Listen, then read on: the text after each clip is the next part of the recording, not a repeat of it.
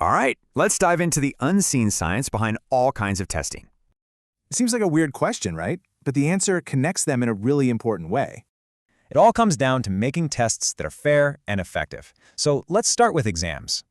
See, it's not just random questions. There is a real science to making a test fair. And putting one together is also a process, designed to build confidence from easy to hard. And get this, they even calculate how much time you'll probably need for each question type. Okay, so now let's take these ideas and scale them way up into the digital world.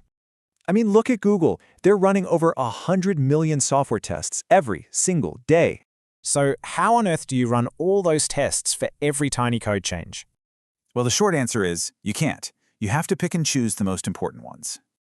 So even though the scale and goals are totally different, the basic problem is kind of the same. This created a whole field called static prioritization, ranking tests without even running them. Early attempts were pretty smart, but they missed something huge, the actual human language in the code. So what if a computer could actually read the tests and understand what they mean?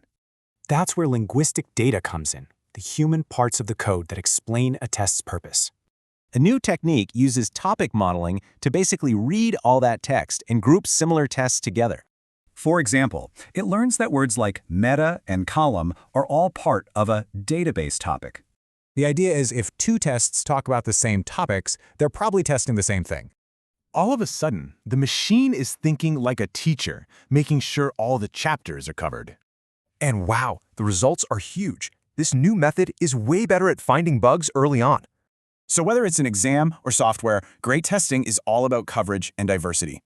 Which leaves us with a really interesting question. As AI codes more, can it also test itself?